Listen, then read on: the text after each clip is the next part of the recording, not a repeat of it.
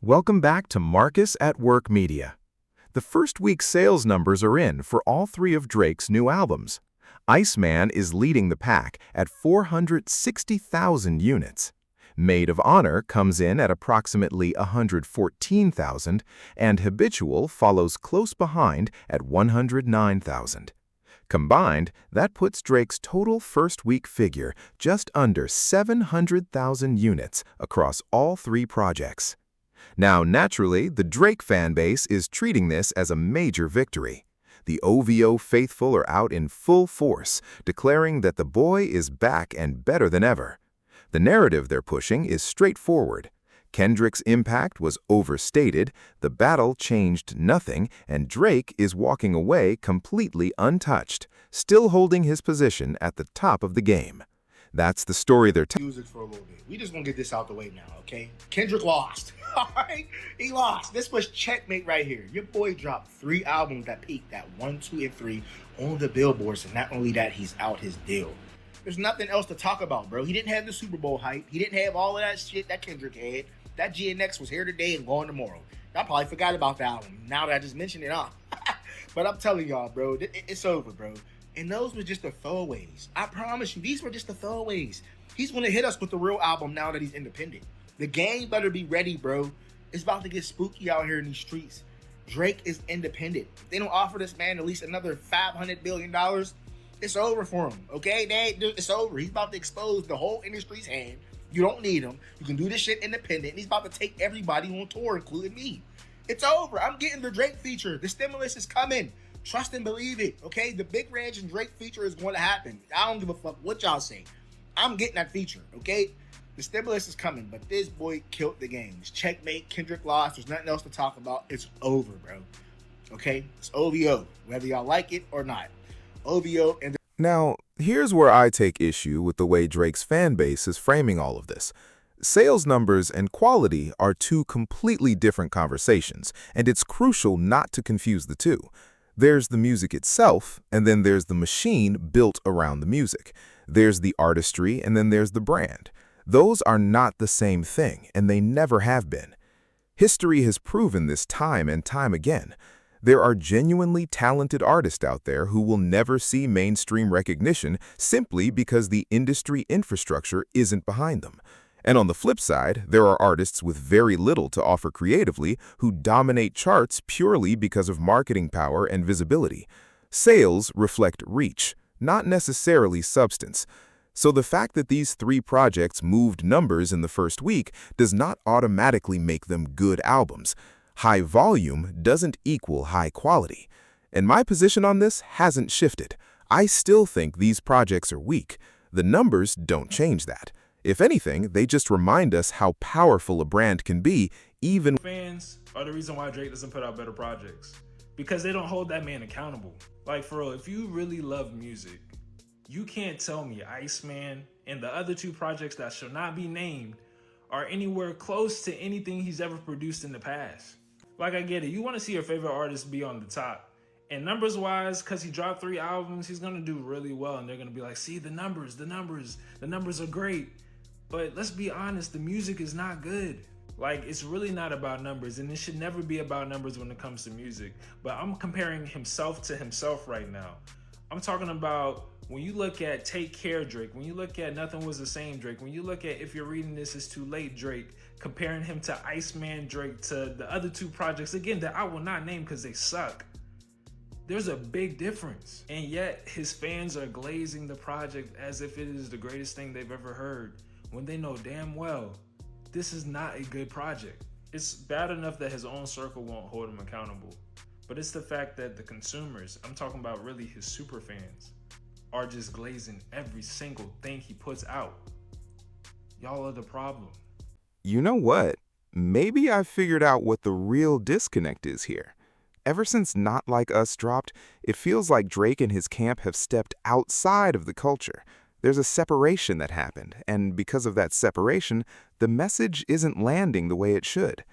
When we say the numbers don't matter, that's not an opinion being thrown out carelessly. That's a perspective rooted in how the culture actually evaluates greatness. But if that point still isn't clicking, then let me try a different approach. Instead of coming from inside the conversation, let me bring in an outside perspective, someone removed from the back and forth to break it down in a way that might be easier to receive.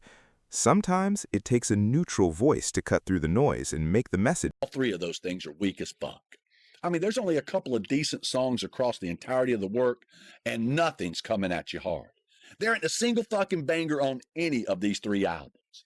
But you got the hardcore Drake fans over on Reddit telling us they just need to marinate a little bit more. Like they're fucking pork chops or something. People, music is good out of the gate or it's not. Sitting it on a shelf for an amount of time doesn't make it better. What y'all really need to realize is that Drake's run is over. Now, Drake's still gonna be here, but he is a fucking shell of his former. The Taylor Swift of rap. Let's have an honest conversation about this. Drake just released 3 albums. And the justification that most Drake fans have is that he is the highest selling, highest grossing rapper of all time, right?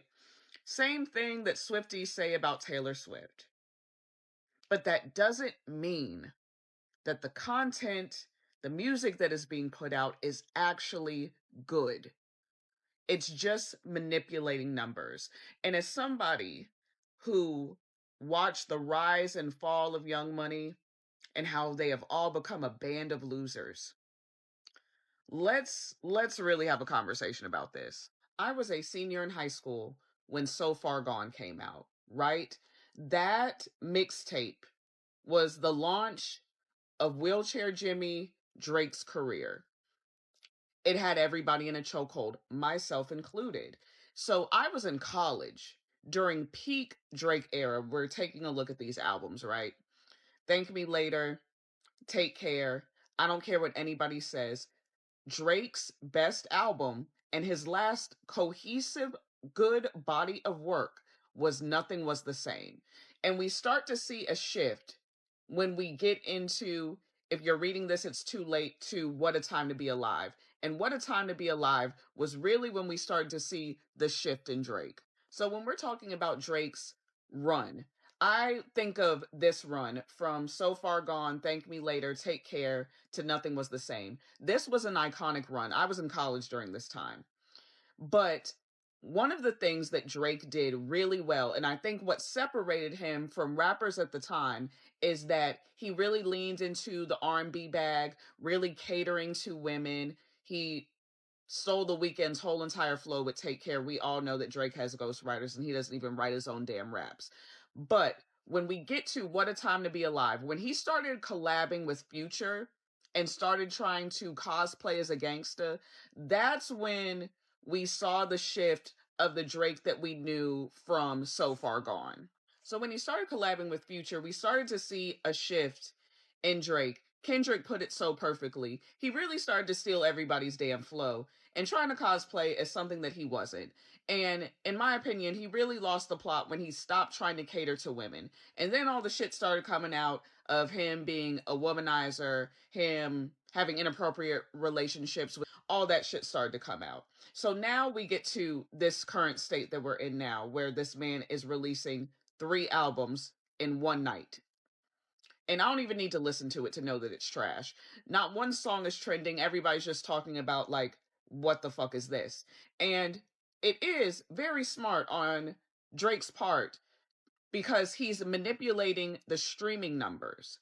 So even if people love it or hate it, he's still going to get the streams. And that is what his fans are going to hold on to, is like, oh, y'all are, And just like the Swifties, the OVO faithful swear by streaming numbers and first-week figures as the ultimate measure of quality, and that's simply not how this works. Numbers measure reach, they measure marketing, they measure how well a brand mobilizes its audience. They do not measure whether an album is actually good. So, I want to hear from you. What do you make of these numbers? Are you genuinely impressed by what Drake pulled in across 3 projects in a single week? Does any of this change how you feel about the actual music? Are you still standing firm that these albums don't hold up? Or have the sales figures shifted your perspective? Maybe you're in the camp that says, you know what, the numbers speak for themselves and I'm reconvinced. Whatever side you're on, drop it in the comments. Let's have that conversation. As always, this has been Marcus at Work Media.